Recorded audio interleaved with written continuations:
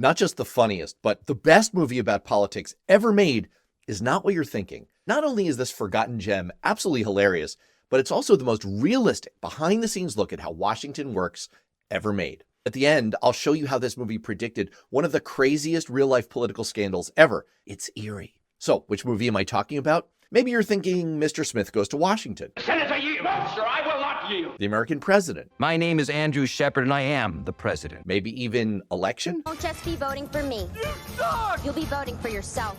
No, I'm telling you, it's this movie. Thomas Jefferson Johnson is no ordinary con man. I want to tell y'all about a town where the streets are paved with gold. He's talking about Washington, D.C. I am running for Congress. Hollywood Pictures presents The Distinguished Gentleman. Aren't you going to vote? Is that what that means? Okay, you think I'm full of it. But what if I told you that it was written by a real-life Washington insider who became a Hollywood writer? This guy. I had been in Washington. I was Vice President Mondale's chief speechwriter and then his deputy campaign manager when he ran for president. But why is it really the best movie about politics? Because it uses satire to point out some real truths. Let's pick out just 3 quick scenes. The first one is when Eddie Murphy's character, the con man, wins his race for Congress. Here's his victory speech. It's a joke because he doesn't have anything to say. But check out how it kind of works. People, we ran a positive campaign. We campaigned on the issue. The issue is change. Change for the future. The people have spoken. Ask not what your country can do for you. You have nothing to fear but fear itself. If you can't stand the heat, get out of the kitchen. Live free or die.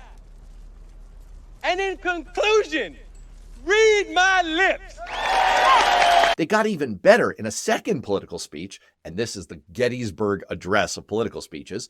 The congressman's surprised to have to say a few words to the Poultry Association. So they break down political talk to its pure pandering essence. I have a confession to make.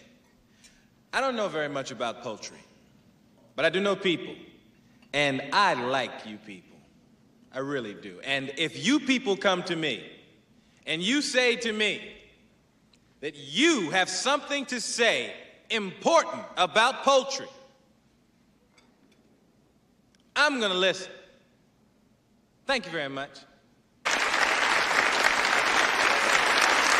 As a former congressional chief of staff and campaign manager, I would show this to my bosses and say, look, if you have to talk to a room full of people, this is all you have to say. And finally, there's this scene, maybe the most pivotal in the movie and the single best depiction of inside Washington ever done.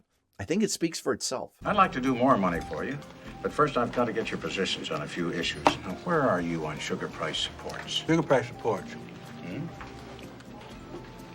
Where should I be, Terry? Shit, it makes no difference to me. If you're for 'em, I got money for you from my sugar producers in Louisiana and Hawaii. If you're against them, I got money for you from the candy manufacturers. You pick. Let's say 4. Yeah, 4. How about putting limits on malpractice awards? Well, you tell me. Well, if you're for 'em, I got money from the doctors and insurance companies. If you're against them, I got money from the trial lawyers. Let's put you down as against. Yeah, you know what? Put me down for again. Terry, tell me something. With all this money coming in from both sides, how could anything possibly ever get done? It doesn't. That's the genius of the system. All right, I told you we'd talk about how this movie predicted a real-life scandal. I'm sure you figured out what it is by now. The Distinguished Gentleman was made in 1992, and it's about a con man who lies and schemes his way into Congress. Federal prosecutors have filed criminal charges against Congressman George Santos. Our member of Congress is a liar, a fraud, and a criminal, and he needs to go. So you can only guess how the writer felt when he saw George Santos 30 years later. What did I give birth to? Is this really happening? I mean, I was incredulous. And here's the thing about this movie. All of this is real.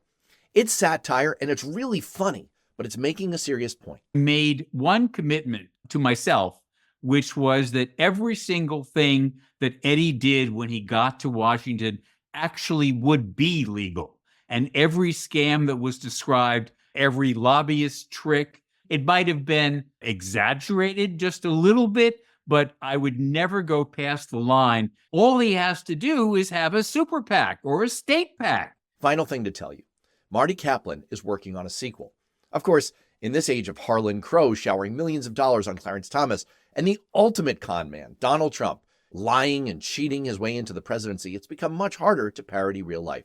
But Marty's got an idea. So if you want to support it, share this video. Spread the word that it's time for Hollywood to take down Washington again.